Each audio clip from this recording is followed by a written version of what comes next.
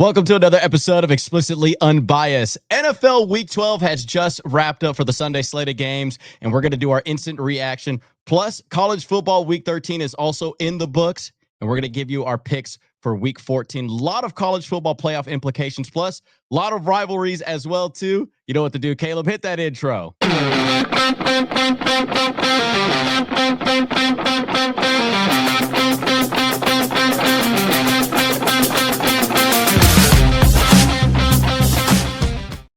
Some great meditation on that intro. Good job. Hello, everybody. Welcome back to another episode of Explicitly Unbiased. I'm Kaleb. He's Gerardo. Like he said, got our Thursday night, Sunday night games that we're gonna fly right through. I think there was only a couple teams on by. Like we had like 13 games. And then obviously we're gonna review the things that happened last week on Saturday, Friday, Thursday, college football, and then get into rivalry week. Look at that. One take Jake over here with that phrase. That we'll get into. Michigan, Ohio State, big one, Texas A&M and Texas. Like, it got a lot going on. So without further ado, let's get right into it. Buffalo at Houston on Thursday Night Football. Not a great showing for the Buffalo Bills. They lose 23-19 to the Houston Texans. Josh Allen, 24-34, 253, 2 picks. James Cook on the ground, 116 and a touchdown. Davis Mills, 16-30, 153 and 2 scores. Woody Mark, 74 yards on the ground. Christian Kirk, Jaden Higgins, both with touchdowns. Leading receiver for Buffalo was Khalil Shakir with 110 yards. But, yeah, the Texans just kind of smothered the Bills and escaped with a win. Their season still very much alive at 6-5. The Buffalo Bills fall to 7-4, now 2.5 games back of the division. So, biggest takeaways for this: a lot of in-game injuries for the offensive line for the Bills, which is a recipe for disaster when it comes to this Texans front seven. And on top of it, big stat: Josh Allen is now 0-4 in NRG Stadium in his career. He was entering it at 0-3. If I would have known including a playoff loss. Yep. If I would have known that, God, probably coming in, I maybe would have flipped the script.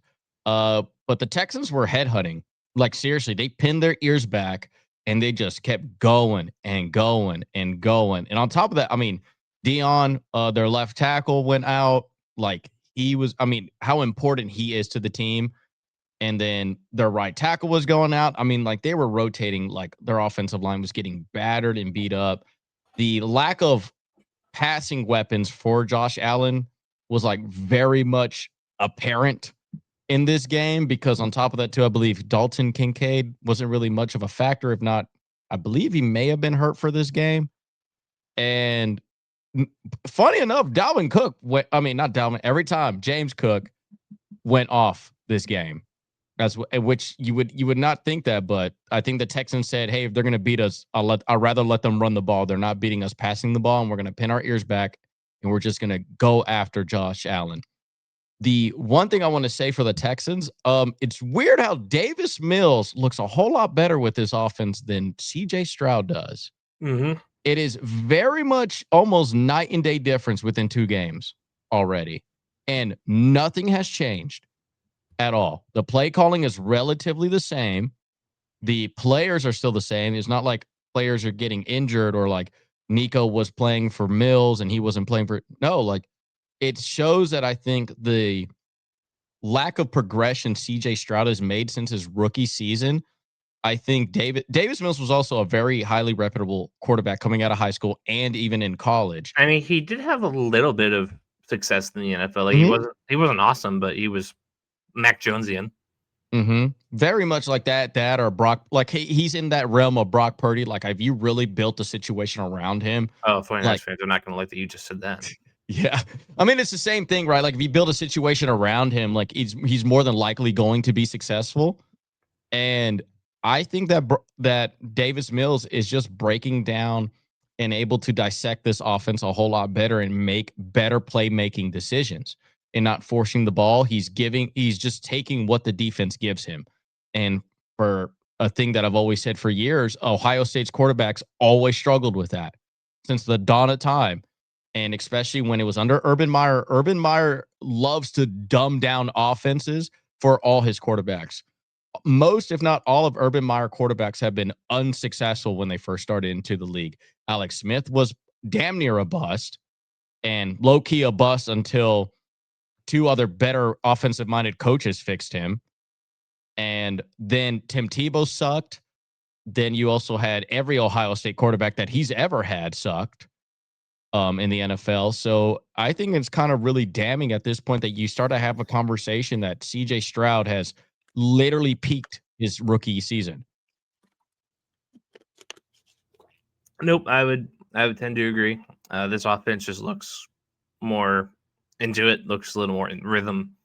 And it's not that it's like this offense is explosive. I'm not saying that it's like maybe it's a top half-ish offense. Granted, Joe Mixon is like I believe done for the whole year. I don't know what's the situation. Not like he ever played anyway. Yeah, but like he was a big cog of why they were like really good last year, offensively. But like you're getting a better Nico, out there too, and Jaden Higgins is finally coming together, which is cool. Both Higgins are doing really well. I mean, Woody is emerging himself as a legitimate. Their tight end as well too is looking really nice in that offense, and it's it's so weird that with the same weapons around, the same level of play calling, that CJ Stroud has yet to break down or read offenses, like make progressions in this offense. And Davis Mills is keeping this team alive, and for the Bills, though, I mean, devastating. Yes, it was. I remember texting you. I was like, I think the Patriots just wrapped up this division, like with that loss. Because now they can lose 2 games and still win the division. Mm-hmm. Like that head-to-head isn't going to matter, I don't think, unless the Patriots lose another division game, which they haven't lost one yet. So hard to imagine, but yeah, like it's hard to not feel good if you're the Patriots in this spot. But the Bills, I mean, golly, like you couldn't afford this one. No, you could not. And I think them not making that trade for Waddle at the trade deadline is going to bite them so hard in the ass that I fully expect them. I fully expect the Bills this offseason having to go get a wide receiver. There's no more excuses. There's no more. Coleman, remember he got benched this game because of disciplinary reasons, right? Yeah, second week in a row, he's a healthy scratch. Yep. That guy's done. Yeah, he and that means that's a bust for them. And that was what did they spend? Like a second round? They spent a high-end second round pick on him, correct? Either that or they traded back into the first. I can't remember. I think he was maybe picked in the mid to late 30s. And that's been a bust. The fact that Gabe Davis made a return with the Bills goes to show you where they are at with like their offensive he was the first pick of the second round. Yep. So 33rd pick. Yep. It's embarrassing. It's embarrassing what they're doing to Josh Allen's career as an offensive weapon standpoint. The only way I can describe this is I remember like back then you were surrounding young quarterbacks. When they're cheap, you surround them with talent, whether that's draft capital or trading for a weapon. They did that with Josh Allen early on in his career, right? They got him Stephon Diggs, and it worked out beautifully. And then the one I had a big problem with that we're doing this with young quarterbacks, I did not understand the Texans getting rid of Hopkins for Deshaun Watson. I also did not understand them not even investing into any weapons for him all those times for Deshaun Watson. It's the same thing right now. You have your young quarterback. How in the hell are you just not going to give him weapons? Like, it's few and far between that a quarterback can elevate mediocre talent to Pro Bowl talent or something like that. Like, he's not Tom Brady. He's not like that type of quarterback where he's going to make duds into studs. So I think this offseason that literally they need to do that. They literally need to go get AJ Brown, like go get Waddle, go get Olave, do something, man. Do something. All right. So that'll do it for that game. Pittsburgh at Chicago. Everybody was kind of wondering if Aaron Rodgers was going to play. It's kind of up in the air. And then they got to the game. Rodgers really wanted to play, but the Steelers said, nope, we're going to put Mason out there. We're not going to risk it with you. Trying to make a late season playoff push. And it cost them. The Bears win 31-28. Mason Rudolph, 24-31, 171, one touchdown, one pick. Kenny Gainwell, 92 yards. Jalen Warren, 68 yards and a touchdown. DK Metcalf with a rushing touchdown. The leading receiver was Calvin Austin with 36 yards. Caleb Williams, 19-35, 239, 3 touchdowns. Still not an overly impressive game as far as you want to see that completion to attempts number kind of come up a little more, but not bad. Kyle Monajai, 48 yards and his touchdown. DJ Moore, 2 touchdowns. Colston Loveland with a touchdown. The Bears are successful, 8-3. Pittsburgh falls to 6-5. Big notable things from this one was, I would say, TJ Watt becomes the number one sacker for the Watt family. Yeah, the Watt brothers. He took the lead. Yep, he took the lead, and obviously JJ's not suiting up anytime soon. That's not what he said. I wouldn't put it past JJ to actually still give you a down.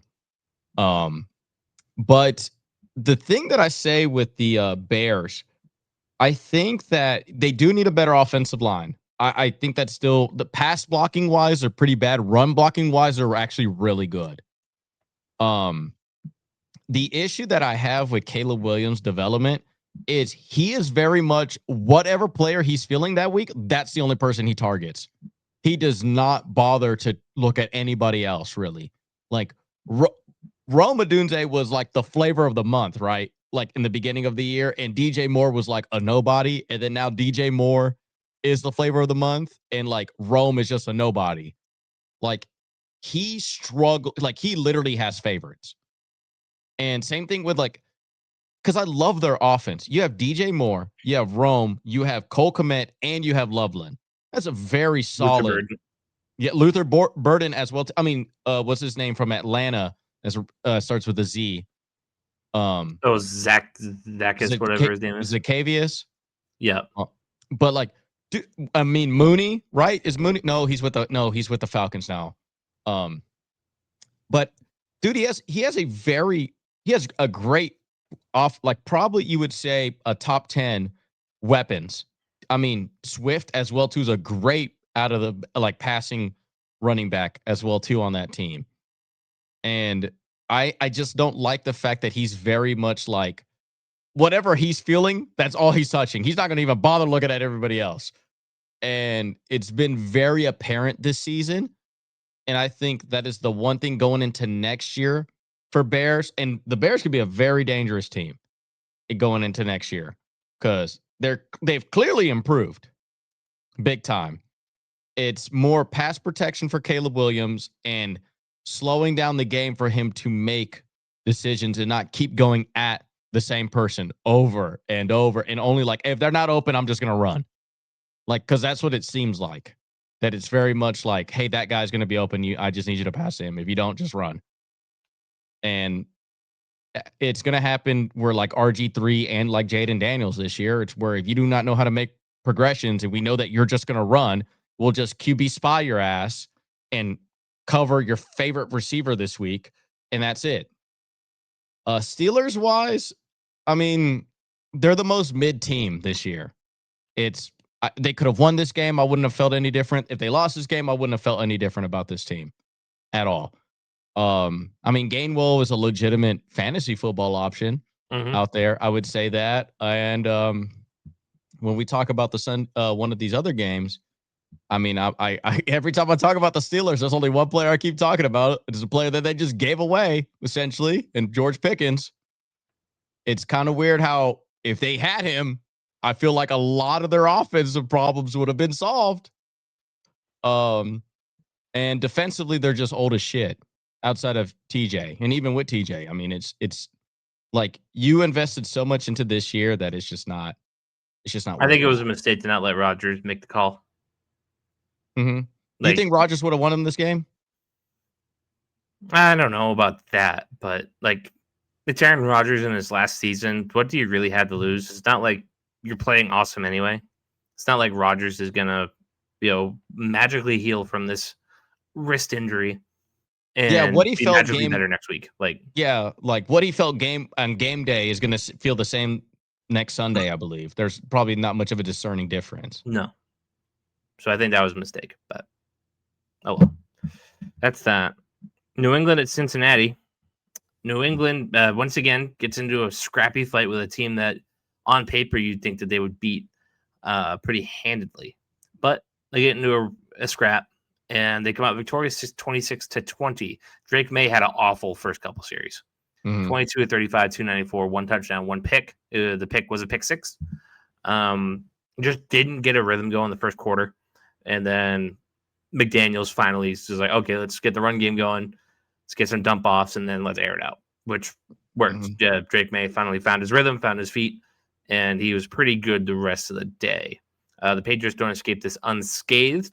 Jared Wilson and Will Campbell were carted off of the field. That's the left side of your line. Now, murky future at best. Had a couple of injuries on the defense as well. Kyrus Tonga, the nose tackle. So, little bruised and battered for sure. We're all kind of waiting for the Will Campbell news. Hopefully he's okay. It's not a torn ACL, hopefully more of an MCL sprain, which is going to be a couple of weeks. But either way, he's going to miss time. And Will Campbell is such a huge part of why the Patriots had such a leap this year. So the depth will be tested. But Trayvon Henderson, 66 yards on the ground. Hunter Henry, 115 yards and one touchdown. He was Drake's safety blanket this week, as he usually is. Joe Flacco, 19 of 37, 183, one touchdown, one pick. Chase Brown, 107 on the ground. Andre Iosefa, 61 yards. T. Higgins, 5 catches, 31 yards. And he's in concussion protocol. Patriots win a scrap. And with this game, the big thing, this is what I'm gonna say about the Patriots offense. If you ever go to like fantasy football and you see like, hey, this team is like the best team to go when it like Cincinnati is like the best team if you have a tight end. And like I feel like the Patriots, their offense is literally that. Like TreVeyon Henderson has been going off because every team they played run-wise sucked. And then he like popped off. This week, like Hunter Henry is probably tight end 1 in fantasy football this week. And like Cincinnati is the worst team when it comes to tight ends this year. So it's very much, but it's the big commendment I have for the Patriots is despite Drake May having a bad game and still going through a young development standpoint as a quarterback, you still won. That is very good for team morale. That is very positive in that way that you're still able, that you still have his back and you don't need to be overly reliant upon a young quarterback to be successful. And I think that is very good, especially for like a guy like Mike Vrabel to say, hey, we got your back. And also for Drake May to know that when he sits on the bench, he knows, I could trust my defense. I could trust my team. Because the last thing you want to do is added pressure to your quarterback. Like, man, I know they ain't going to stop no nosebleed. Like, I got to go out there and score all these damn points. Like, nothing's worse than that. I think that the defense kind of caught them by surprise. They came to play. The pass rush was awesome. They were physical. They were rough. I just don't think they were really expecting that. So they got punched in the mouth, and it took them a quarter to get it together. But eventually they did. They were able to just kind of keep at it. You obviously want to score more than 26 points on the Bengals, but you take wins where you can get them. And Joe Burrow will be back for the Bengals next week. Yep. He was already contemplating. Yeah, he was contemplating it this week. And they just said, they're playing on Thanksgiving night, so they didn't want to have him come back on a short week. Right. Get him a full slate of practice this week, get him ready, and then really break open the doors next week. Yep. And evaluate your season by then. The fact that you're going to evaluate it at Thanksgiving is kind of insane. 3-8, like. Yeah, I think it's kind of, and he's going to go on a freaking 6-game tear. It's Joe Burrow. Then it might not be enough. Yeah, and granted, it's Joe Burrow. I'm not putting that past him, but as for the Patriots, First team with 10 wins in the National Football League. 6-0 on the road. Can't hate it. Yep. It's like I said, I think even if they lost the rest of the games this year, or if they even split the games the rest of the year, right? Like, it's a win for this season. Mike Vrabel's coach of the year. Like, it's unbelievably great accomplishment what the Patriots done, and so much to build upon. The same thing I just said about Josh Allen. Please do this for Drake May. Do not think that Stephon Diggs is enough for this team. It's not. Like, please go out. If the Dolphins were willing to trade to the Bills, they're willing to trade to the Patriots. Like, it's the same thing. Go get a guy like Waddle, or go get a guy like AJ Brown, or Brandon Ayuk's also going to be eventually available too. Mm-hmm. I wonder how he feels about coming to play in New England now. Right. All right. 21-02. The Giants at the Lions. Let me go pull up that box score. Lions win in overtime, 34-27. Jameis Winston, 18-36, 366, 2 touchdowns, 1 pick. Gunnar Olszewski, 1 for 1, 33 yards and a touchdown. Tyron Tracy, 62 yards on the ground. Wan'Dale Robinson, 156 yards and a score. I don't want anybody talking shit about my boy ever again. I love him. He's so good. Isaiah Hodgins, 2 for 42 and a touchdown. Jameis Winston also receiving a touchdown from Gunnar Olszewski. Goff, 28 of 42, 279, 2 touchdowns, 1 pick. Jahmyr Gibbs, 219 yards and 2 scores, as well as 45 yards in the air and a touchdown. Amon-Ra St. Brown, 9 for 149. So, yeah, it was looking dicey there at first, but the Lions get it together and they're able to squeak out with a win. This Giants team this is going to be the number one head coaching job in all of football. You take away how much somebody gets paid in college football. Like, this team is so exciting to be a part of. Look how many one-score games they've lost. They have no business. Like, would I predicted that this would have been the Giants' record at the end of the season? Probably so. But the way that they're being highly competitive in these games, this roster is really good. Like, it's just a couple quick fixes and just injuries. And I'm telling you, these one-loss games are going to flip into, like, these one, like, score games are going to flip over to one, like, score game wins. And all you need is a coaching and some, like, pieces here and there, and you're golden. It's like, seriously.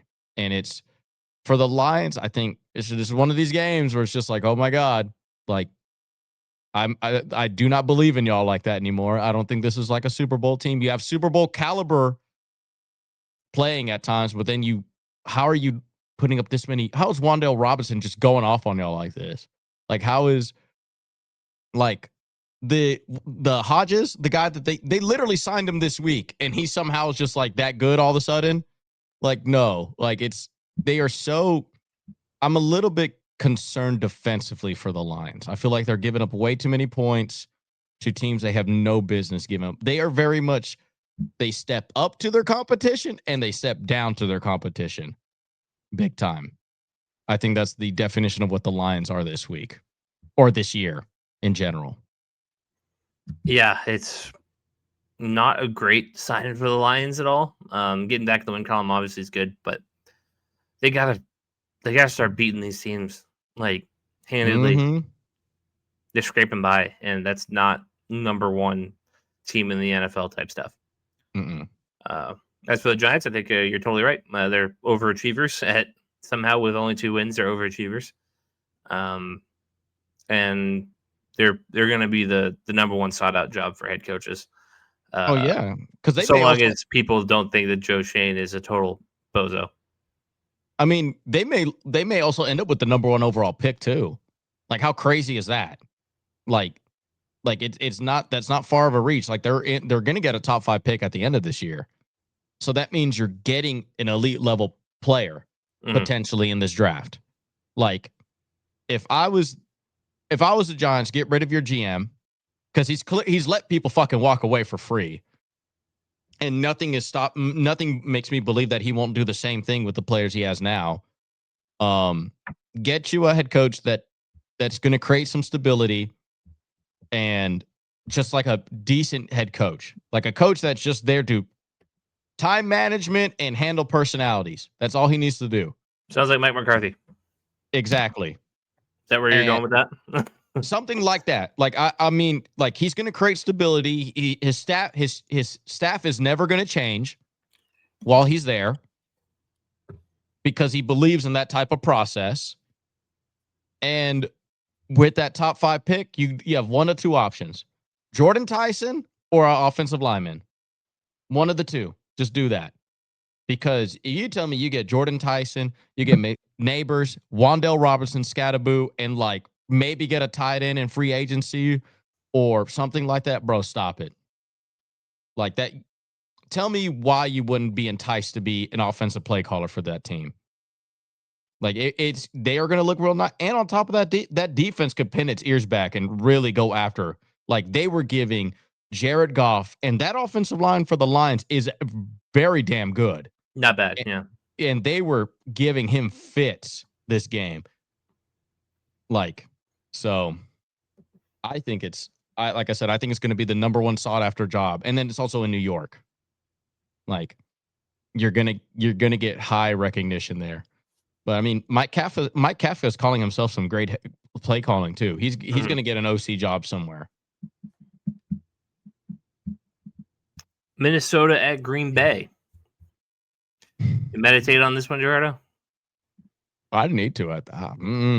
Did not need to. We already did all that last week, and yeah, just you ready to hear a 9 stat line?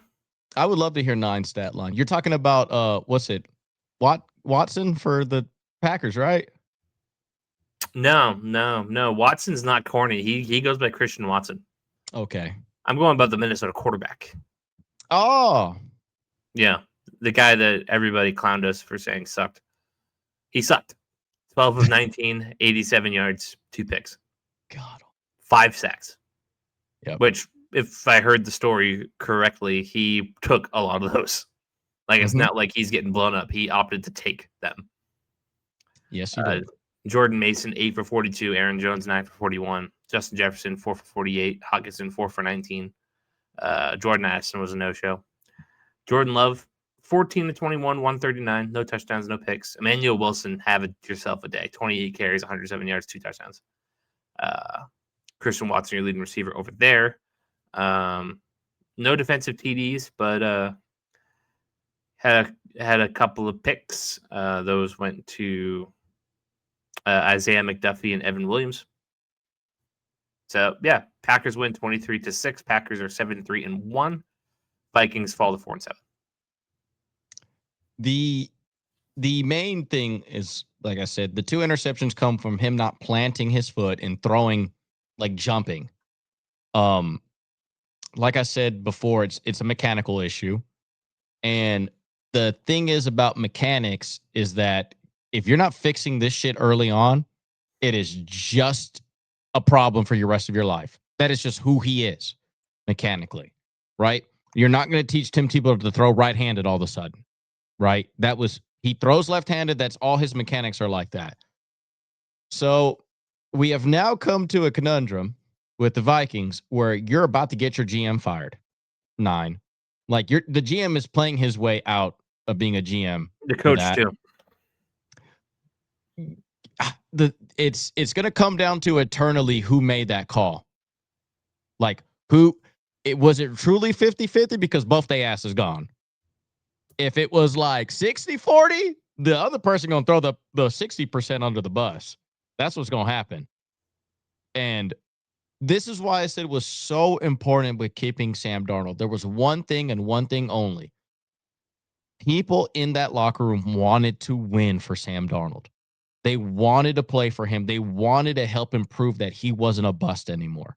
He was hella likable in the locker room. And he got done over dirty at the Jets. What a shock. They tend to do that a lot for all their quarterbacks. And when you take such a pivotal culture guy Like at the end of the season when the team was literally throwing him up and down, like in the locker room, it's because they gave so much. They tried harder. You're getting 100% at the end of a game from that dude. And then there's the entitled prick that's called 9, who's been entitled his whole life, who has never faced adversity a day in his life. And I'll tell this people this. Here's an interesting point that I would say to everybody about, how great JJ McCarthy must be. If he was so great, how come Jim Harbaugh didn't go get him for the Chargers? Oh, they're going to say, well, he has Justin Herbert. Well, if that's his dude, why wouldn't he go get his dude if he believed in him so much? No, because he didn't. He was just stuck with him. Didn't let him throw the ball in college. Thank you. If he threw only 10 passes in a national championship game, what does that really say about him? Like, they don't trust him. And now Kevin O'Connell is getting a lot more gray hairs than he was probably projecting this year. And he let 2 quarterbacks who are going to have winning seasons at other places, one of which is looking like a damn stud in the NFC, and it's just going to get his ass canned. And it's, like I said, it's solely mechanics. And that's the frustrating part, is there is talent. He's just stupid. And it's like, there's going to come to a point where if they only win 5 games this season, something has to change. You're either getting a new coach, a new GM, or a new quarterback. Which one of those? And that's more than likely going to be the case. If it gets this, 87 yards, bro. 87 yards, and you're watching Sam Darnold just kill it. You're watching Daniel Jones almost beat the Chiefs. Kirk Cousins had a good day. Okay. Like Aaron Rodgers, didn't play, but he's been okay this year. Yes. The fact that Carson Wentz looks like a more competent quarterback. Yeah. For the Packers, I'm still not impressed. Jordan Love. Jordan Love is in this area where it's like just a Pro Bowl quarterback. I wouldn't call him a franchise quarterback at all. Like, I think his weapons are they're all right, I would say. Like, you think Josh Allen would look nice with these weapons if he had them? He'd look a little better. I would that's what I'm saying. Like, these weapons are like mid. They're all B, C+ players. Exactly. There's a whole bunch of B- running around catching routes. And it's really Josh Jacobs. Josh Jacobs is the only A on offense. And he got hurt this week. Yep. And then also Kraft as well, too. Hurt. And here's a new thing. I hate when your best pass catcher on your team is your tight end. It's kind of like how your quarterback's your number 1 rusher. Well, think back to the early 2000s, Brady and Gronk. Yeah, but like, at least there was, like, in that situation, I don't think anybody would say Julian Edelman is anything more than a B. Yeah, but like, at times he could have been a B+. There's nobody on this Green Bay Packer team. I think it's like they're all C+, and then like their tight end's an A. Like, it's clearly their tight end. Like, it's hard to, like, there can't be that big of a drop off from your tight end to your wide receiver. It has to be a little bit of a gap. But I'm starting to not like teams who tight ends are like their number 1 option. Like with the Bills. Dalton Kincaid can't be your best playmaker. Because he's a C+ tight end.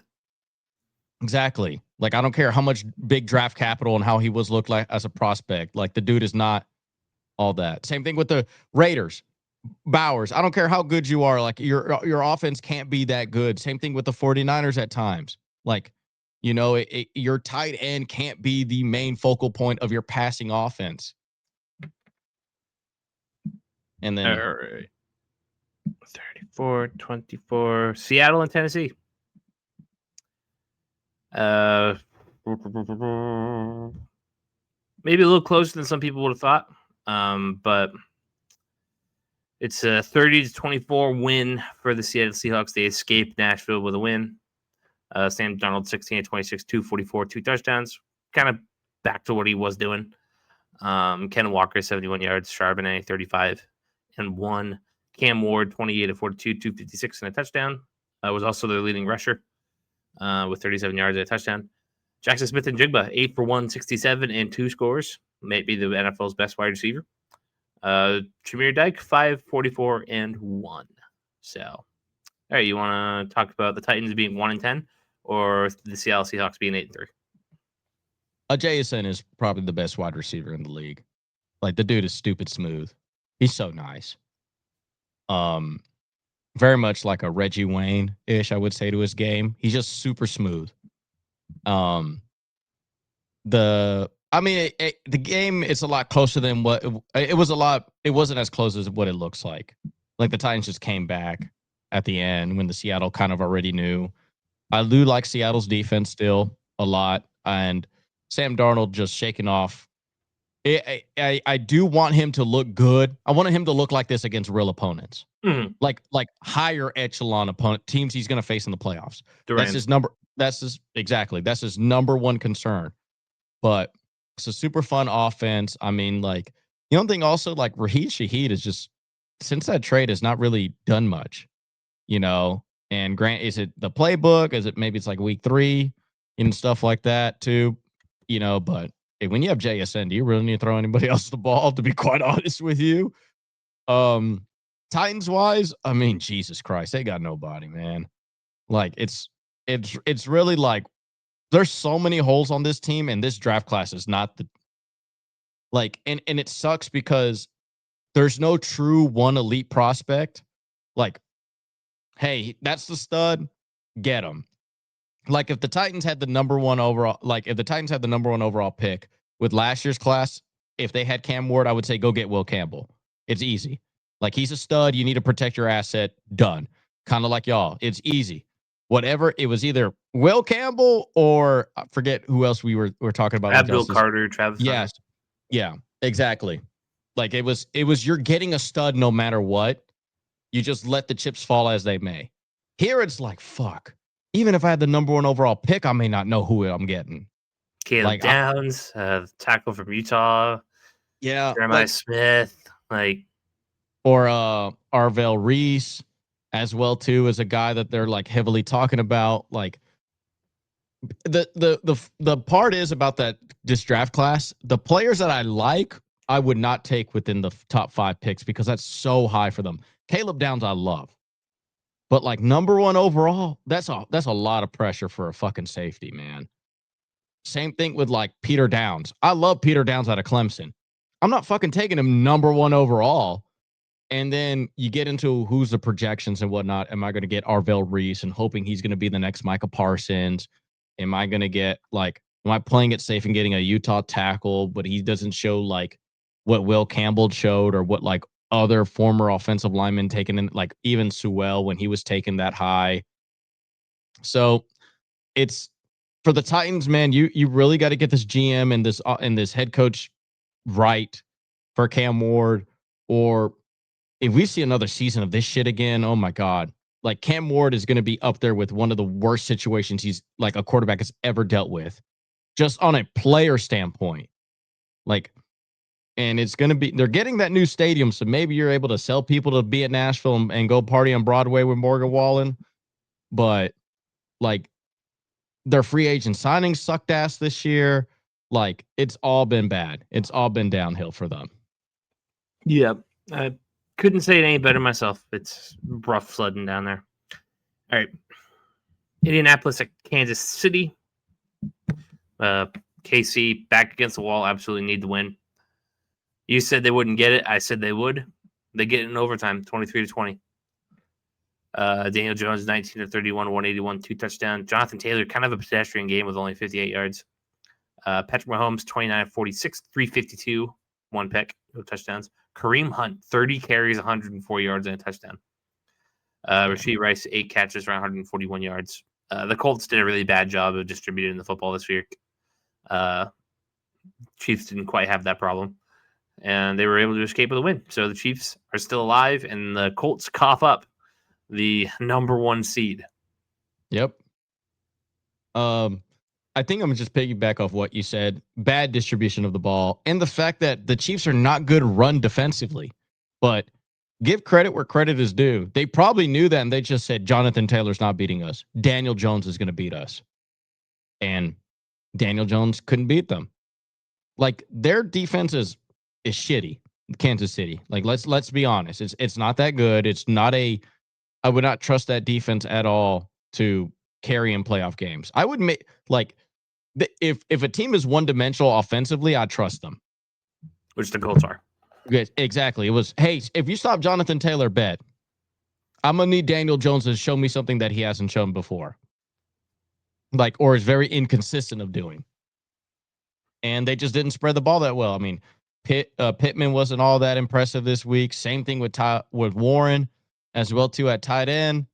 And the sad part is the Colts defense was looking very nice for 3 quarters. And then all of a sudden, Kareem Hunt, I mean, have yourself a game, big dog.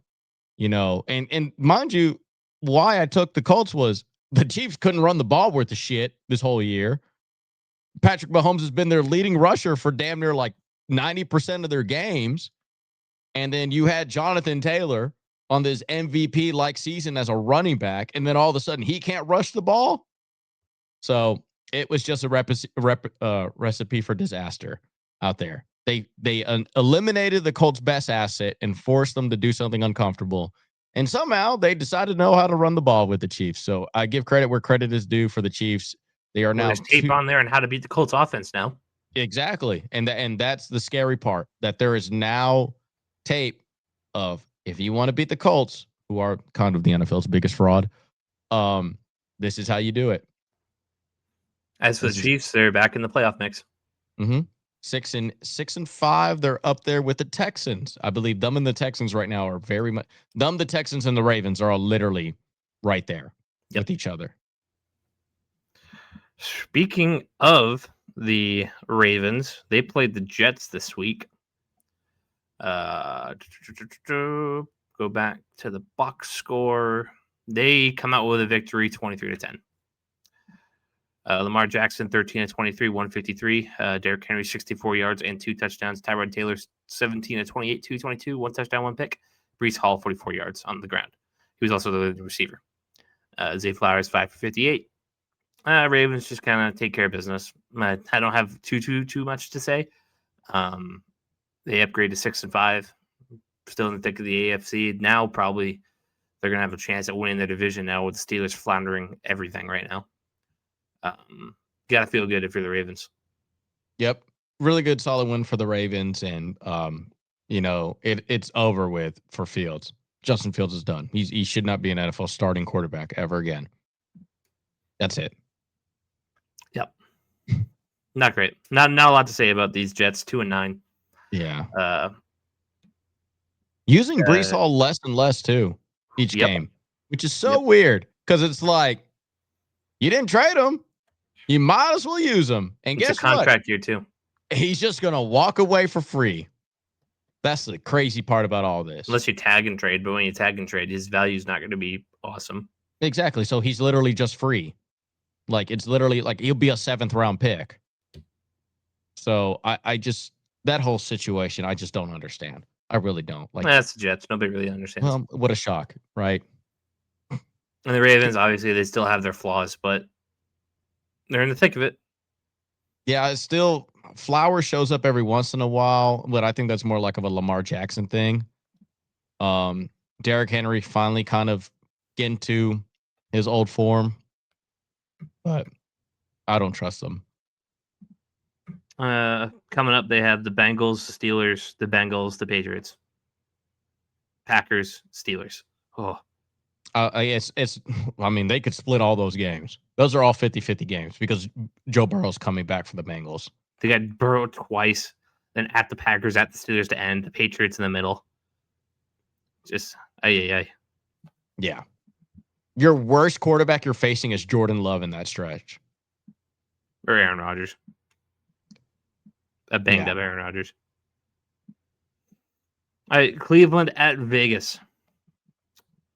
Shedeur Sanders picks up his first win of his career. First rookie Browns quarterback to win his first start since like 95 when Belichick was the coach.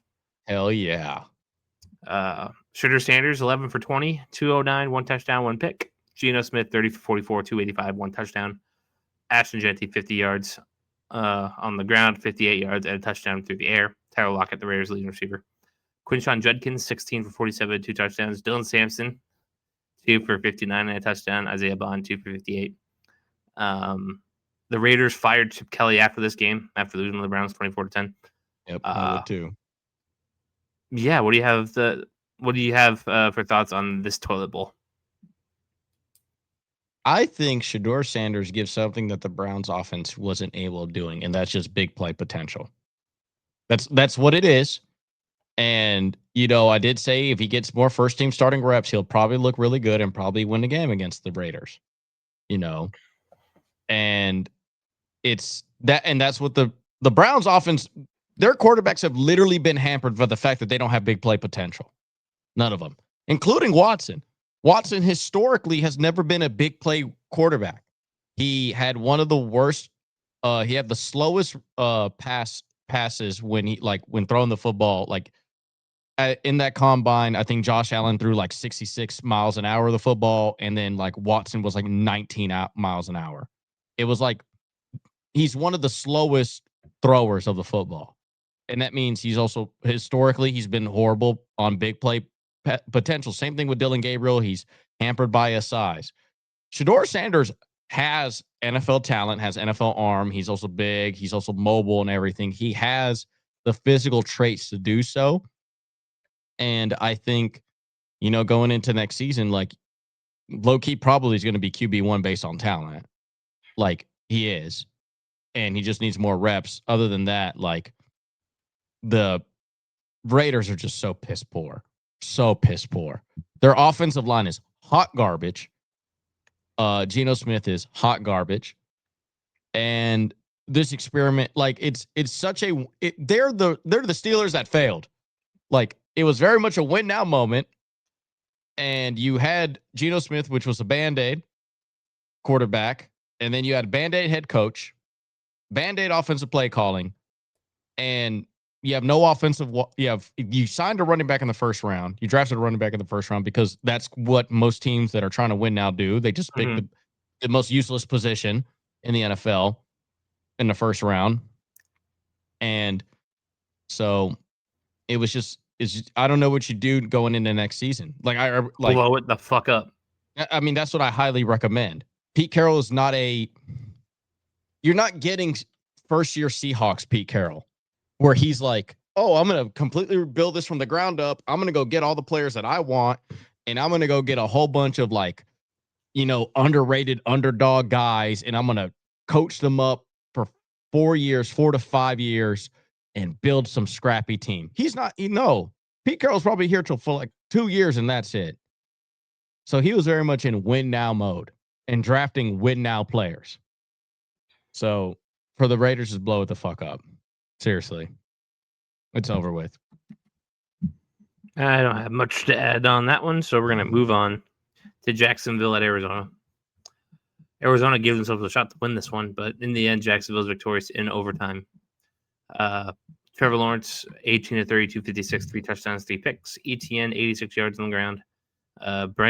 Brenton Strange, 93 yards. Parker Washington, 71 yards and a touchdown. Jacoby Myers with a touchdown. Travis Etienne with a touchdown.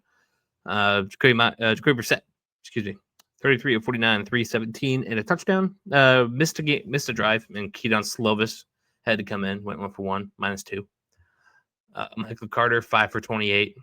Not a great day for the backs in Arizona, but passing game was legit. Michael Wilson, 10 for 118. Drake Bride, 9 for 79. Greg Dort, 6 for 53 and a touchdown. This game says a lot more about the Jags than does the Cardinals. Yep. Good trade for Jacoby Myers, though. I will give the Jaguars that. Talent wise, they're also they're still out their number 1 wide receiver and technically number 2 wide receiver for the year. Thomas, I think he's week to week at this point.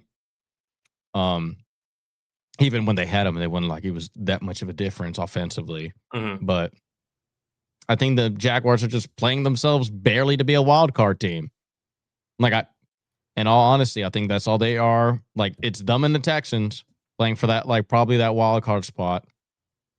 And they're just it's nothing to be really truly excited about. This is probably to me the worst game of the week. This was the most mid game of the week. Like, which is crazy because when I was watching it, it looked like it was having fun. 27-24. Yeah, but it was kind of like, what are these implications? Like, the Cardinals suck. They're going to move on from Kyler Murray this offseason. What is Jacoby Brissett doing besides playing for a contract to go be a Band-Aid quarterback somewhere else? Which he's absolutely earned. Yeah, yes, he has. That's the funny part. It's like he's probably going to play for the Steelers next year. And then, then they made it competitive, and it's like, okay, Jaguars, like, you're supposed to be this like playoff team, and you have notable good wins, but then like you look like shit against this and other teams, and it's what's going on. Turning the ball over 3 times against the Cardinals is inexcusable. Exactly. It's they're like the AFC version of the Lions with less talent. They stoop down to their competition, but somehow beat the shit of like when they step up to like big dogs. It's so weird. Do they have any big dogs coming up on the schedule? Let's see. To close the season, at Titans versus Colts versus Jets, at Broncos, at Colts versus Titans. So you get the Colts twice and the Broncos. Yeah. Colts twice, Titans twice? Yep. So they're done with Houston. So yeah. I mean, they may just do 9-8. That sounds so 9-8 to me. And they'll be the number 7 seed, and they'll get smoked by whoever. Exactly. Broncos. Exactly. It's just placeholder team. That's all it is. And that'll do it for that game. Philly at Dallas. What did I tell you, Gerardo? Oh man. What did I tell you? The Cowboys. They're in this one. I said it all week. I went to work, and my one of my bosses at work is a Cowboys fan. He's like, well, I don't know if we can hang with the Eagles. I'm like, no, you're gonna win this fucking game. And what'd they do? They won this fucking game. 24-21 the final. Hell Prescott, 23 of 36, 354, 2 touchdowns and a pick. Javonte Williams, 87 yards on the ground. George Pickens, 9 for 146 and 1. Jalen Hurts, 27 of 39, 289, 1 touchdown. He was also the team's leading rusher with 2 scores and 33 yards. AJ Brown, 8 for 110 and a touchdown. Devontae Smith, 6 for 89. But yeah, the story out of here is that the Cowboys, I don't want to take away from the Cowboys. They're legit. They are. The Eagles obviously have been sticking their foot in their mouth all year, tripping over themselves, stepping on rakes, but nobody thought the Cowboys had a shot in hell in this game. Yeah, we texted about this. Like, this is legitimately the best offense in the NFL. Like, and like, you have a great tight end, and it's the fact that like this is my whole point of like reading defenses, seeing what the defenses give you, and understanding matchups.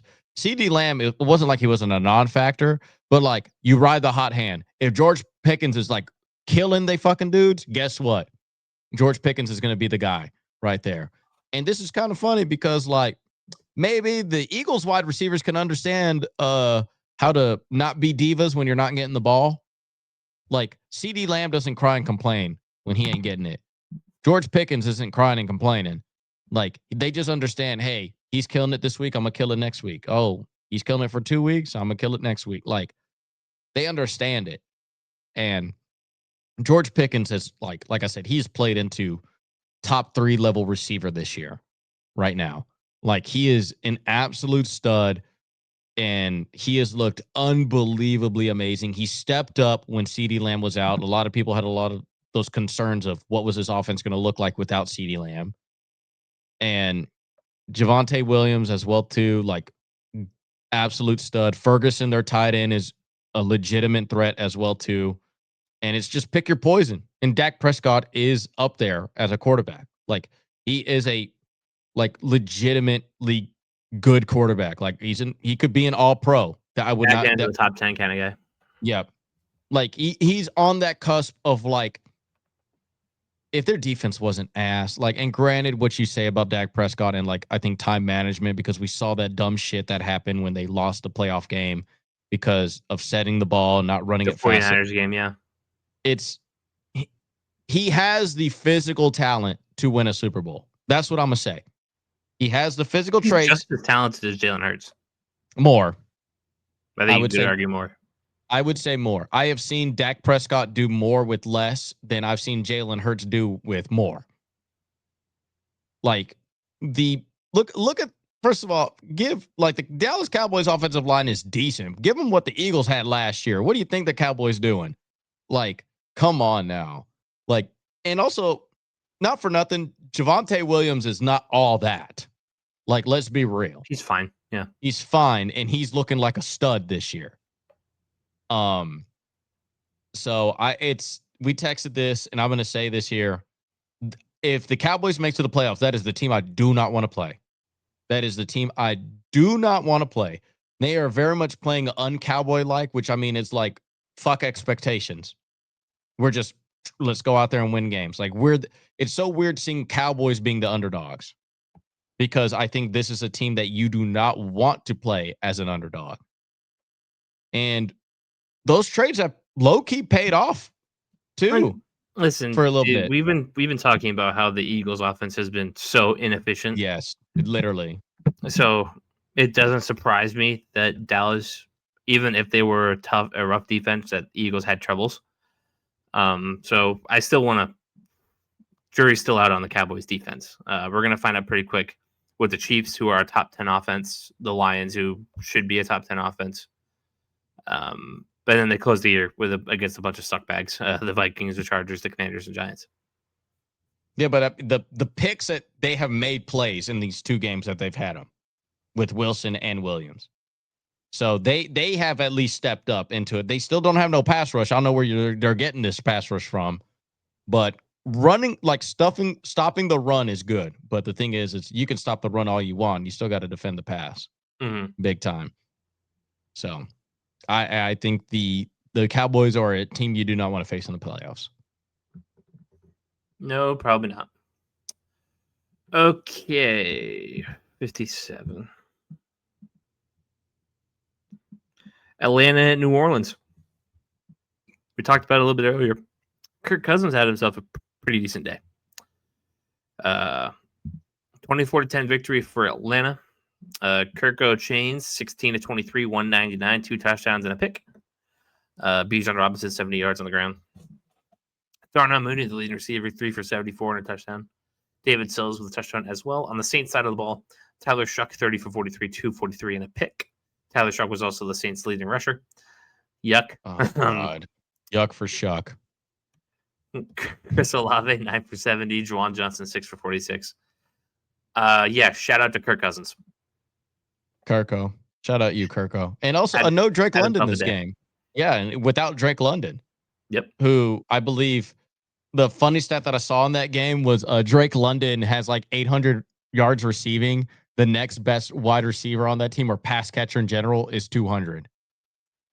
Like Drake London is also playing himself into a top 10 wide receiver this year as well too. He's an absolute stud. And for Kirk to play that well without him, because like other times that we saw Kirk this year, it wasn't all that. Like it wasn't, nothing to be. And Bijan Robinson, I mean, like still we're kind of not looking like this fantasy stud a lot of people are seeing him out to be. But also Tyler Algier is kind of like a little bit of a merchant. I kind of wish that they just got rid of his ass and just like fully commit to Bijan Robinson. Bijan Robinson every down back. What are we doing? I think Tyler Algier in like New England would make a ton of sense. Oh yeah. Like he's just upgraded Ramondre Stevenson. Mm-hmm. Exactly. And it's a solid win for the Falcons and the Saints for the Saints. Like they're just. How could you not? I know that I don't know if you're as big of a Kirk guy as me, but how could you not pull for the Falcons the rest of the way with Kirk? Just you might yeah, why not? Like, because then you're really going to enter next season with a quarterback controversy on some real shit. Well, I think Kirk wants to leave. He does. Maybe go back to the Vikings. I was just about to say. It's oh my God, like it's I've done seen this movie 1,000 times. And I love it every single time how it ends. But it's Kirk does not want to be there, and I would take Kirk to go back to the Vikings and be successful. They were on a 5-game losing streak before this win. And it's so weird because like Atlanta offensively, like I don't know what it is, man. I really don't. They have dumb weapons. Like I think you look at coaching. They have they have players that easily within their position can all be top 5 in the league. Pitts, Bijan, London. If you were to tell somebody, hey, by the way, I have my 3 biggest pieces on offense on a weapon standpoint, all could either be 1 through 3 in their respective position group and be all pros. You'd be like, sign me the fuck up. Are you kidding me? Like, I wouldn't know what to do. And I think you're absolutely correct. I think it is offensively. Like, you just imagine if the Vikings weren't screwing over JJ McCarthy and he had these weapons. I mean, I don't even know, like, because at the shit, dude. Like, it's I don't know what you would do with the Falcons. I mean, because also Penix is old. It isn't like he's young. Another reconstructed knee. Yep. And the only thing that he's been consistent about since he was in high school is get hurt and have serious injury concerns. So the Falcons also another team that I would say that it's in that territory if you need to get a quarterback. Now, granted, I would say this quarterback class would probably be a good one that they could go pick up in that draft class for them. Like, I think whoa. We've been talking all year about how this quarterback class blows. You're doing a for them, 180 like, because when they're picking where they're picking at, like, if I'm picking in the top 5, I don't want a quarterback. I'm picking in 20s or in the teens. I don't know if Falcons are picking 20s. You might get early teens. Yeah, like, you give me at 15 and I can get Mendoza, I'm cool. Like, that's what I mean. Like, if Mendoza is picking within the barely at the halfway point of the first round, I'm cool with that. You take Mendoza in the top 10, oh, buddy. Have fun. Have fun with that. All right. And Sunday Night Football, Tampa Bay at the Rams. This was a belt ass. Yeah, Teddy Bridgewater showed up. Oh, yeah? He did. Yes, he did. I thought that was RG3 up there, actually. Did Baker get benched? He got hurt. Pulled? Oh, he got hurt. Uh-oh. Yep. Teddy Bridgewater, 8 for 15, 62 yards. Baker Mayfield, 9 for 19, 41 yards, 1 touchdown, 1 pick. Matthew Stafford, 25, 35, 273, 3 touchdowns. That might be the MVP right there. He's the MVP. I was like, he's sick. Sean Tucker, 12 for 42. Rashad White, 7 for 38. Emeka Egbuka, 3 for 32. Tez Johnson, 3, 21 and 1. Puka Nacua, 7 for 97. Devontae Adams, 5, 62 and 2. Coley Parkinson, 4, 41 and 1. 34-7. Rams win. The Rams are probably the best team in the NFC. I think they're the best team in the NFL. Yep. I can't argue that. I can't. I think their defense is playing lights out. They probably have arguably top 3 coach in the NFL. I think he's the best coach in the NFL. I mean, Andy Reid, which is probably there, but I would take the I think Andy Reid's got the legacy on him, but I think season to season, you're taking Sean McVay. Mm-hmm. And the upgrade for them to acknowledge that getting Devontae Adams over Cooper Kupp too, like, to make that move, that is not an easy move, especially what Cooper Kupp has done with the Rams. Like, to see the foresight in that, the fact that, I mean, Matthew Stafford, bro, have yourself a career, man. Especially this back half of your career. Because, I mean, like, dude, you thought maybe after that Super Bowl, when is the arm going to fall off? It always does. And it's like he's still playing at an elite level. Seriously, bro. Like, he's the MVP. I would, in what a fairy tale ending that would be for him. Like, you would say what, he has one more year in him, truly? I don't even know. Because, like, dude, like, because the follow-up, there's only one quarterback. There's only one quarterback that I've ever seen in my life age gracefully, and that's Tom Brady. Tom Brady left the game knowing damn well he could still throw for 4,000 yards the next season. It wasn't going to be a pretty 4,000 yards, but it would have been 4,000 yards. We would have not known that. Matthew Stafford is in that territory right now where he may leave while he's on top, and then it's like, dude, he could still throw for 4,500 yards, man. But we saw it with Peyton Manning. Peyton Manning went from 5,000 to 2,500 real quick. Like, the arm seriously literally falls off. If Stafford wins the MVP and wins the Super Bowl, that's it. Where do you put him on the all-time ranking list? Is he a first ballot Hall of Famer? 100% yes. He already is. Is he better than Eli with a Super Bowl? Yes. With a regular If he season gets MVP? if he gets 2 Super Bowls, he's better than Eli. Hell, you can argue that right now he's better than Eli Manning. I wouldn't, but I could see the case, especially if he wins the regular season MVP. Like Eli never did that. And also Eli never aged gracefully. Is he better than Big Ben? You are in that territory now because you're talking about like here's the weird Is he part better about than it. Favre? Like how high can we go? The territory that you're getting in, you just let's just name the ones he ain't better than. He ain't better than Tom Brady. Okay. Now he ain't better than Joe Montana. Okay. Peyton and Mahomes, 3-4. Yep.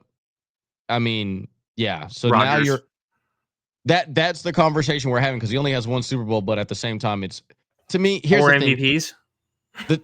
The thing that I say about this, there are two players to me that could have never won a Super Bowl, and they're always going to be goated in my opinion. Dan Marino and Aaron Rodgers because of physical skill set. The fact that Dan Marino threw for 5,000 yards in like the fucking 80s and 90s is stupid to say the least.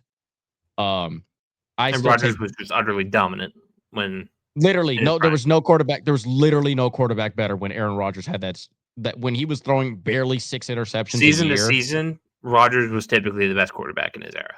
Mm-hmm. Yeah, Like Tom Brady was greater, and but and on top of that too, like people tend to forget Aaron Rodgers made that team look a whole lot better than it actually was. Like let's not. He ain't lose those games. Last time I checked, it's 22 players make a fucking starting lineup, and he's only one of them. And he made up for a lot of the deficiencies. there are a couple games that you think that Rodgers should have had, and he didn't have great games. But for the most part, I would agree that it was the Packers blowing more than him. The fact that 21 other players didn't step up for him is the concern that I would say I would have for that. Here's where I would put Stafford. He's if he wins the Super Bowl, wins the regular season MVP, he's right there with Breeze in the back end of that top 10. He's above Breeze. Think so? 2 Super Bowls, yes. I think an MVP he's better than Breeze. Yep. I would have that because you compare him to all 1 Super Bowl winners. The first thing you'll do. And he gets he's an not MVP. Rodgers. Yeah, he's not beating out Rodgers or Marino on that standpoint. You can have the argument for Marino, but at the same time, that's also people who may or not watched who Marino was, and I totally get that.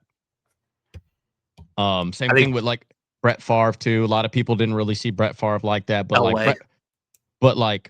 Brett Favre was fucking utterly dominant for as old as he was. I mean, when he was on the Vikings, he was still a freaking stud. If he wins an MVP, he's better than he's better than Drew Brees, but not better than Brett Favre. If he wins a Super Bowl, if he wins a Super Bowl and MVP, now we're talking about better than Big Ben, better than Eli Manning, better than Drew Brees, better than Brett Favre. You are in the conversations now of no Elway. It's hard because like that.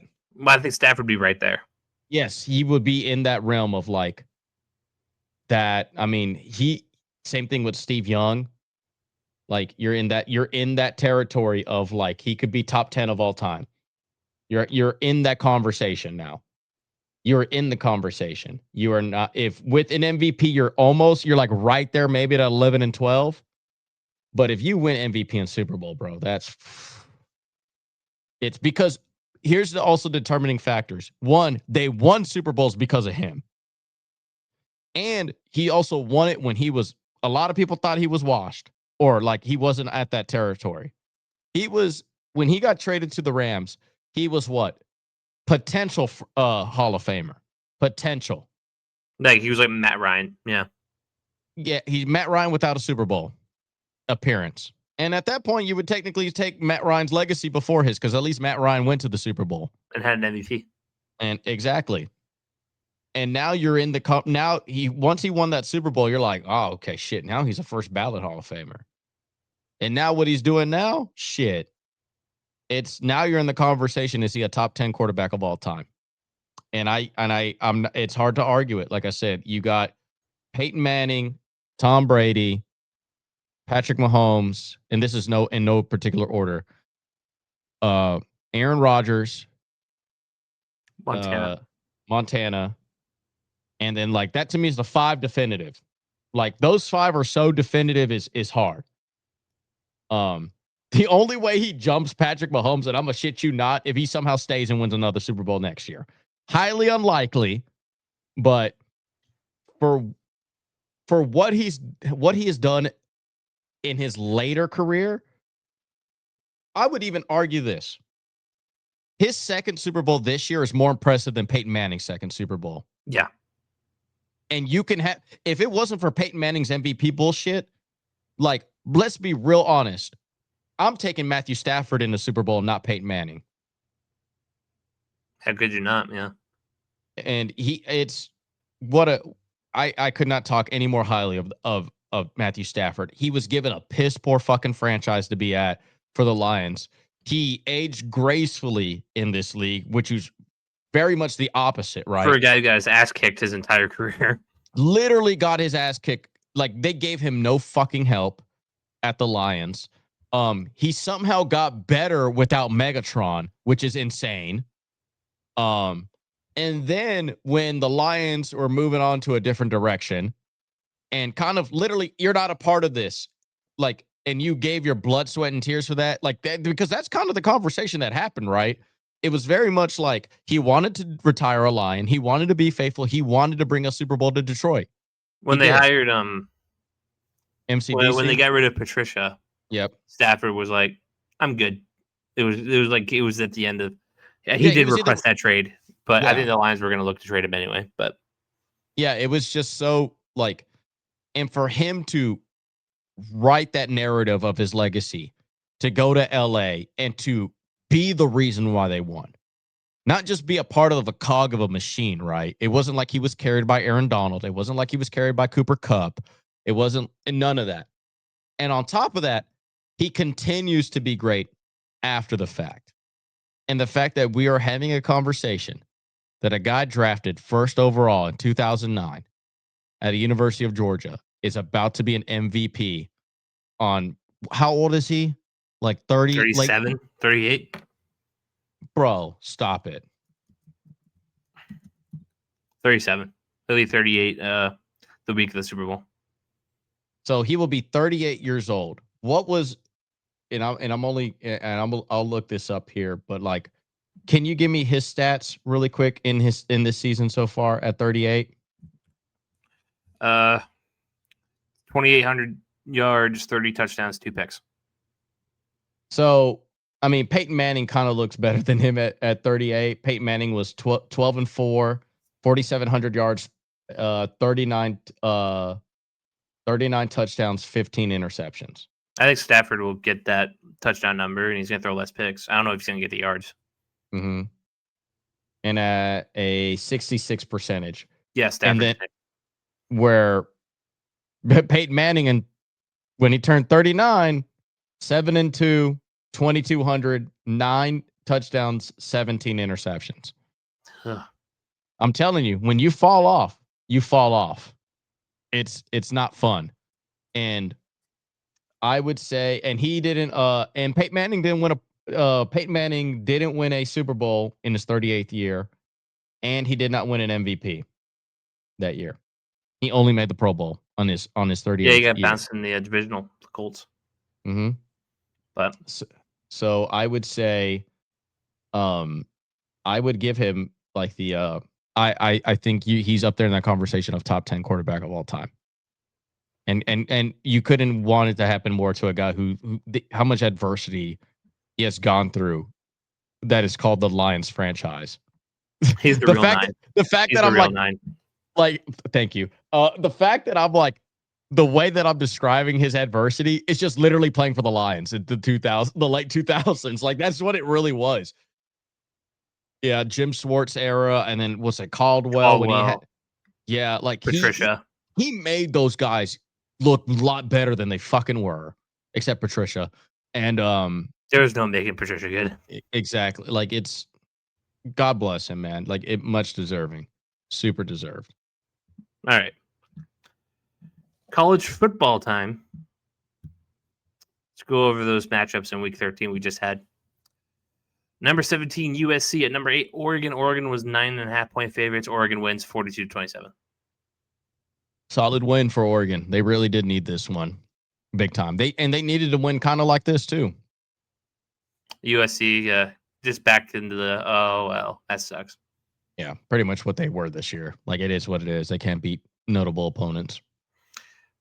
Rebuild the Pac-12, man. That's all I want. Number 7, BYU at Cincinnati. BYU was 2.5-point favorites. Probably a little closer than it needed to be, but BYU wins 26-14. Yep. They just, it's like a slow, methodical offense, and they just know how to dominate opponents. If they're dominating the time of possession, it's hard to beat them. It really is. Number 22, Pittsburgh at number 17, Georgia Tech. Georgia Tech was favored by 2.5 points. Pittsburgh with the monumental upset, 42-28. I was not expecting this on some real shit. I thought, okay, the true freshman quarterback, they saw what happened at Notre Dame. They're probably going to be like, okay, we're not all that. Like, and then all of a sudden, bro, they just waxed Georgia Tech, like, big time. And good for Pittsburgh, man. And they're going to be playing in a matchup we're going to be talking about for next week soon. Mm-hmm. Arkansas at number 10, Texas. Texas was 10.5-point favorites. Texas wins 42-37. Once again, our boy Bobby falls short. 52. It was 52-37. I wish 52-47. Yeah. I wish Arkansas covered. But yeah, no, Bobby Petrino is literally making, like, it's so unfortunate for him, man. Really. He just needs one. Yeah, he needs one motorcycle and a side chick, and he'll have this place up and running, I promise you. Just give him a chance. Just give him a chance. That's the quote of the season for us. Just give him a chance, man. Missouri at number 11, Oklahoma. Oklahoma was 9.5-point favorites. They win by 11, 17-6. Mm-hmm. Solid win for Oklahoma. Oklahoma is playing themselves into the conversation of being a college football playoff team this year. And finally, Arizona State at Colorado. ASU was 8.5-point favorites. They blow the doors off of Coach Prime up there in CU, Boulder, Colorado. 42-27, ASU wins. Sloppy game for ASU, but Colorado's so bad it doesn't freaking matter. Yeah, tell everybody what you were texting me about the players over there at Arizona State. Jeff Sims sucks. Blows. I've never seen a quarterback worse in my life. You sure? That guy sucks. He's awful. Maybe you can, like, maybe Arizona State should go get that guy from Penn State and see if he wants to, like, revitalize his. Yeah. Is he a senior? No, he's a junior. No. Well, Levitt's leaving. Nico Miavayava. How about that? What about that for a story? Bring Nico to ASU. No.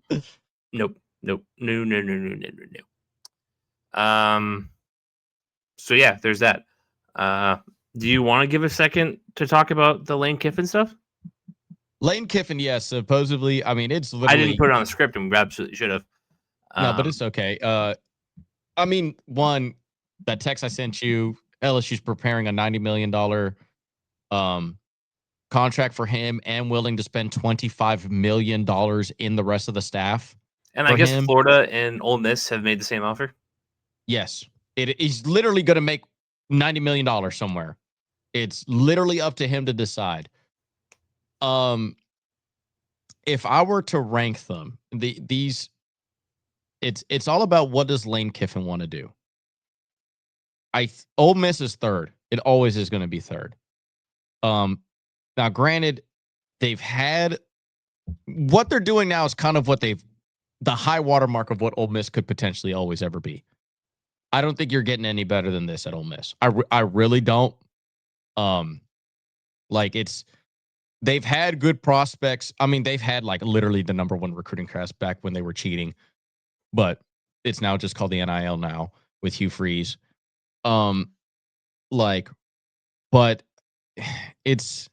they've had legacy of where they've had that level of success before with Eli Days and Before that, with Arch Days, like, but when you're talking about legacy programs, blue bloods they're going to recruit, dude. They could have nobody at head coach and they would still recruit. Like, it's crazy. It's all about how fast do you want to be successful. He can go to Florida tomorrow and he can win a national championship by the end of next year. LSU, same deal. No, I don't think so. No? Talent-wise, no. He goes to LSU, he's probably only winning 9 games next year. He's not going to be a playoff team next year with that LSU team unless they do major, like, and granted, yes, can LSU recruit? I'm not saying that. What I'm saying is that's going to be more of a project, but it's going to be a better project long-term wise.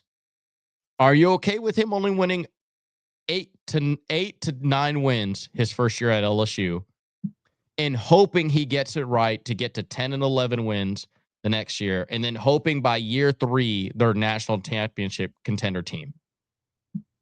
Where Florida, I think off the rip, if he goes to Florida, they're going to be the best team in the SEC West East. Off the rip, he's going to face nobody. Georgia is. It's weird because I know you said like you've expected Georgia to always be good because that's when you got into college football that it's always been good. This is technically a down year for Georgia, and they look like this. Like, they're pretty decent. Next year, like, dude, Florida is an insanely talented team. And they're young. They have a potential Heisman on their team at quarterback.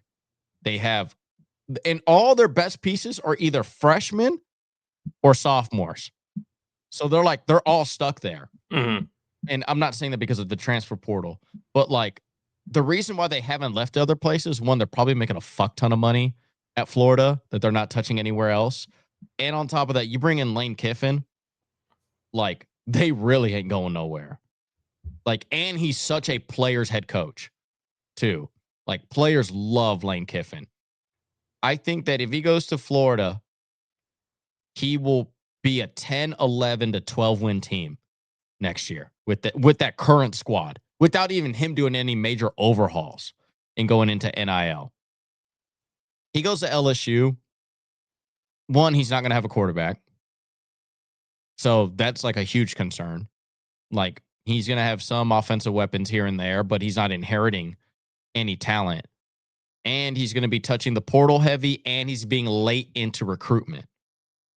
Because remember, like, recruitment season's done. So technically, it's not like the NFL draft where he gets to pick the number 1 overall player. Like, no, he's done.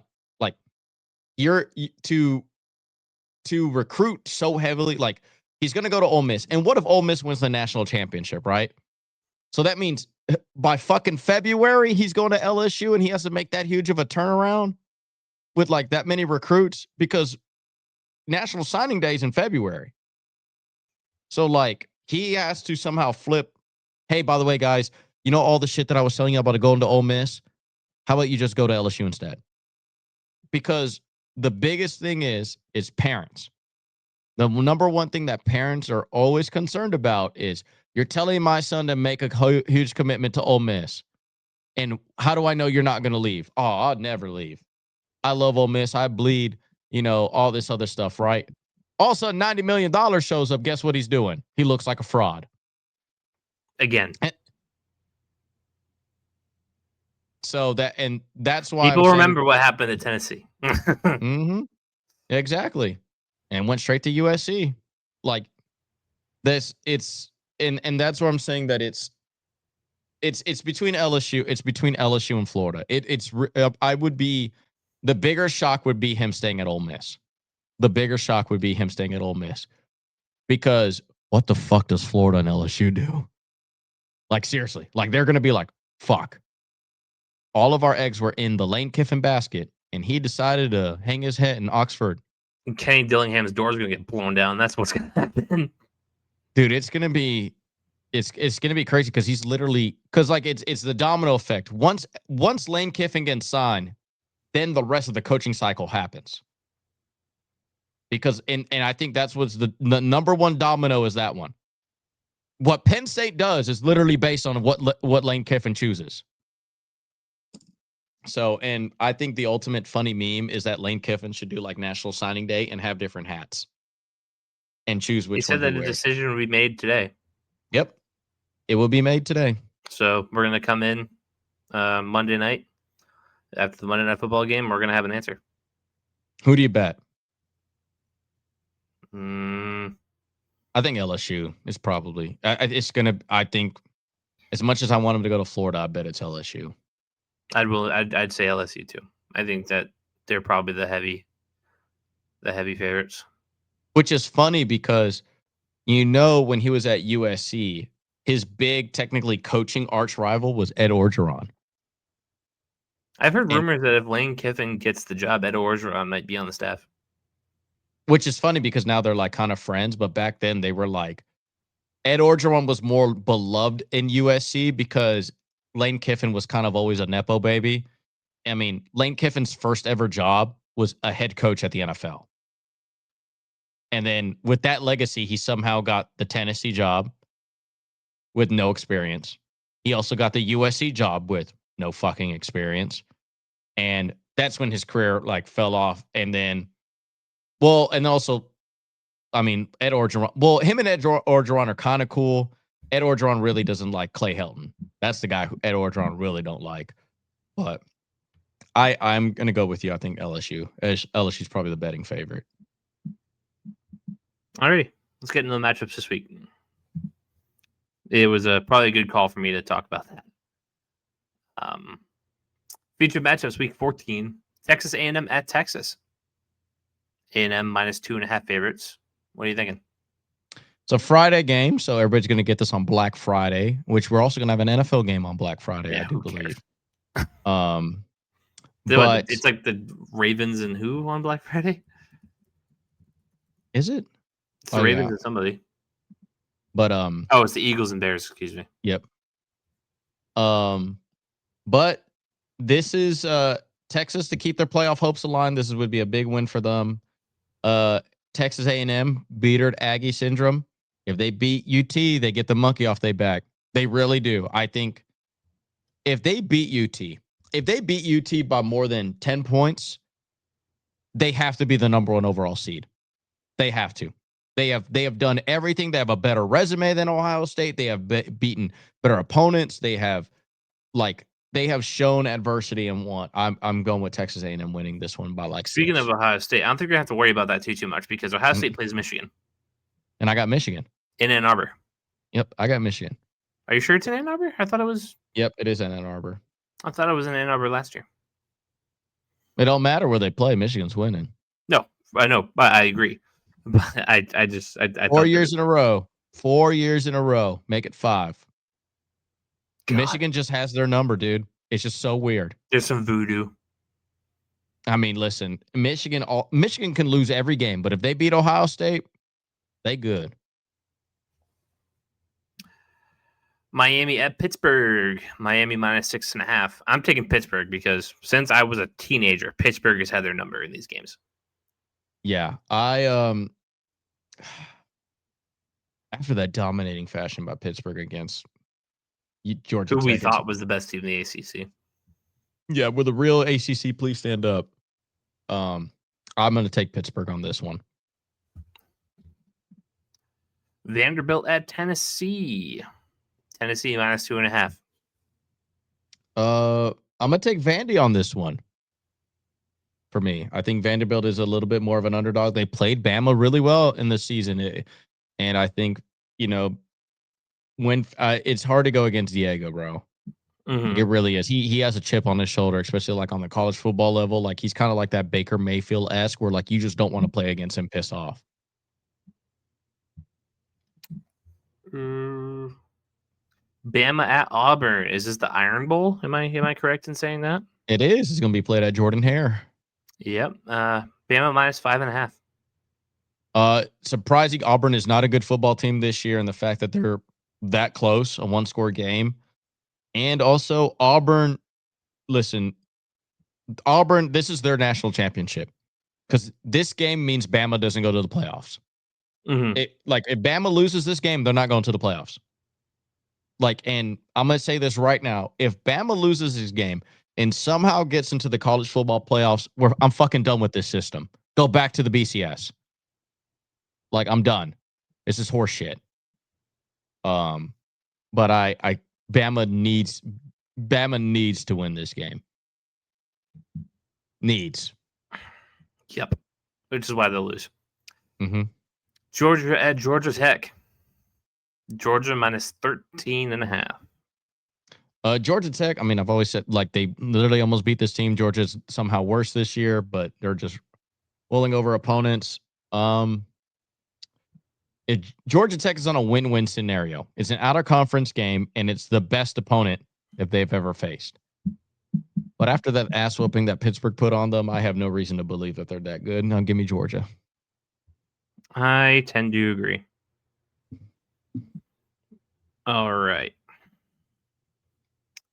Big 12 stuff that we got to talk about, because this is a pro Big 12 podcast. Yes, indeed.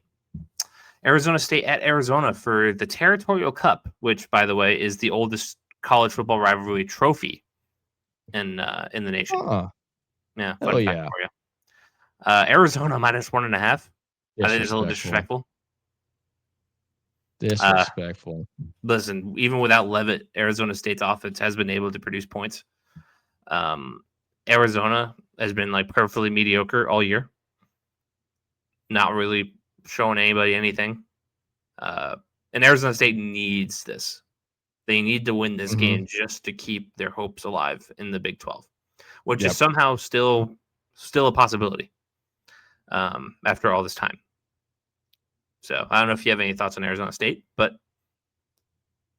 I mean, it's incredibly disrespectful. Just 1 point favorite. Come on now, dude.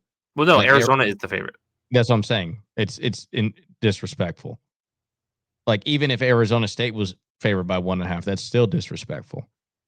Give me the amazing co-eds of Arizona State, 17 points, bro. That's how much they're winning by. But they're going to win by 17. And in order to make the Big 12 championship, Arizona State needs some help. UCF at BYU. BYU minus 18.5. Yeah, not great. It's not. This is a big, tall task. Tall order. But we're Knights fans on this podcast this week. No, I mean, yeah, you are. I want Tech to play BYU again. I would rather have that. You'd rather play BYU starting quarterback than Arizona State's backup? I mean, y'all beat us, so you could have Levitt. That's true. Yeah, because Sam Levitt on 1 foot is better than this guy. That's true. So, I mean, either way, you're winning. Either way, I'm having a good time. You know, I mean, Texas Tech. I mean, the last time they've been that high was with Michael Crabtree, and I forget that course, Harrell, out there. I think you should root for the Knights for my sake. I would too. Yeah, you know, I do like the lovely women of the Mormon kind. They are very nice out there. The Secret Lives of Mormon Wives. Dr. Pepper is their favorite party drink. I mean, listen, come on now, it's up there. But as of right now, national champions UCF, people tend to forget. Remember when they won a national championship in 2013 or 14? I forget which year that they made up. I remember that. I mean, listen, I want to say I was in high school when they did that. Let me tell you all this. What UCF did then is what every team before 1980 did. They just made shit up. Like, come on. Hey, whatever. Good for them. Anyways, UCF is winning this one. Give me them winning by 3 points. No, 6. Let's pray. And then, you know what? Fuck it. Missouri at Arkansas. Come on, Bobby. I'm getting tired of this, Bobby. Come on. His fault. Give him a Hooters franchise, a Harley Davidson motorcycle, and a hot co-ed side piece. And this man is taking this team to the promised land. I promise you. It's just Missouri. Like, the show me state. It's in Arkansas. It's in Vietnam. Like, Vietnam? that's what I was told that it was called. Yeah. No way. By who? Arkansas fans, I guess. Yeah, okay. Let me just go text Darren McFadden. Hey, how's it feel like they're playing Vietnam? Peyton Hillis. God almighty. I mean, listen, it looked like Vietnam when that dude had that freaking neck brace on. He's seen some wars. Yep. Give me Arkansas by 10. 20. 17. 30.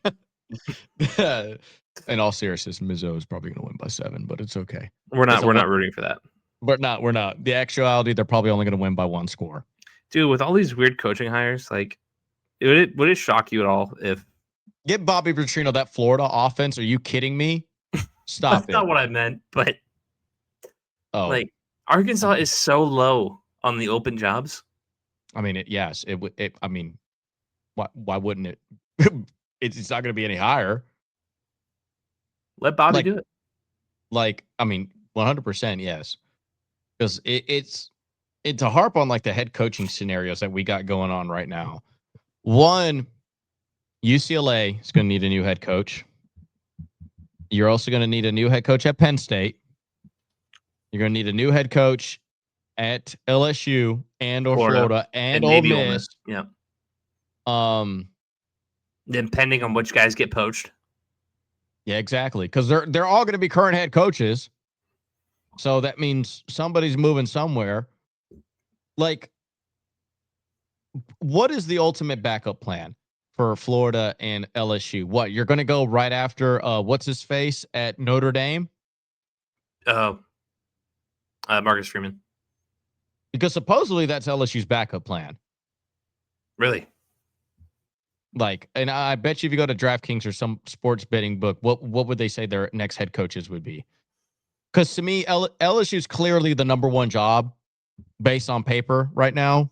Mm-hmm. So let's just see who they have on the watch list, because that means we will now know what the other head coaches, like what we're going to be expecting of openings. I don't have any next coaches odds for. Damn, that's annoying. On DraftKings anyway.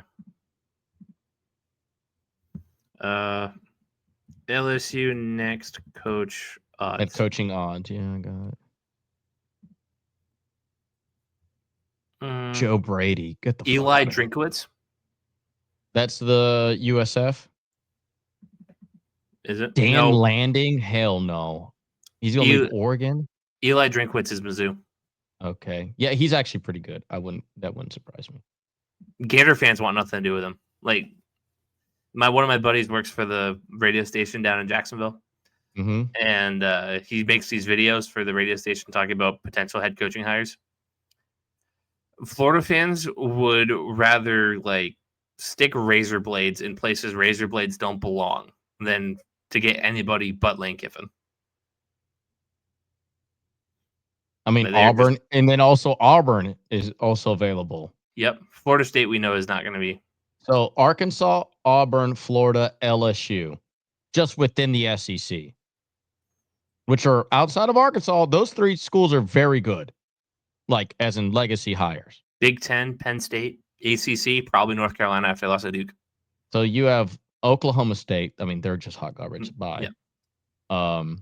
Penn State, UCLA, Virginia Tech already got one. Let's go to LSU. Next head coach. Yeah, as they have Kenny Dillingham. Oh my God, Nick Saban is on this odd list. Get the fuck out of here. Joe Brady. Lane Kiffin, Dan Landing. The only thing that I need to know about Dan Landing is where's he from originally? Oregon? He's from Missouri. As Oregon Landing is the Oregon guy, right? Yep. He played where did he play at? Well, okay, he played linebacker and he only played at like one really. Matt Campbell's also a hot name from Iowa State. Yeah. He coached Alabama, Memphis, Georgia, Oregon, Sam Houston State, Arizona State he's coached at.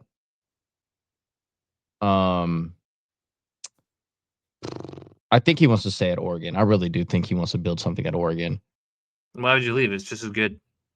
Yeah. And also, Phil Knight is going to give you so much stupid money. Alex Golish, Dan Mullen, hell no. Marcus Freeman, yeah. Clark Leah is not leaving Vanderbilt because he went to Vanderbilt. Well, Kenny Dillingham might leave Arizona State despite going to Arizona State. Is he from that area too? I don't know about that. Because Clark is literally from Nashville, Tennessee. Which is, he's from Phoenix, yeah. Okay. It just comes down to, I mean, like, I like what Kenny Dillingham did. I really do. I'm not going to hate on that one bit. Bobby Petrino's technically the fourth best odds to get the Arkansas job. Give it to him. Please. Give it to him. All right. Oh, yeah. Zach Robinson's probably going to be the next head coach at Oklahoma State. That doesn't surprise me. All right. Let's wrap it up there, I think. Got anything to say to the fine people at home? Thank you all so much for all the views that you've been giving us, the subscribers, the comments, the love and support that y'all guys giving. We truly appreciate it. Like, especially with certain of the videos that have been popping off recently. That's literally all thanks to y'all. That being said, like, subscribe, keep commenting. We'll see you all tomorrow. And that we'll wish you your happy well wishes for the holidays then. Yep. But till then, enjoy Monday Night Football. Enjoy the Lane Kiffin decision. We'll see you all then. What lane is he picking? Indeed.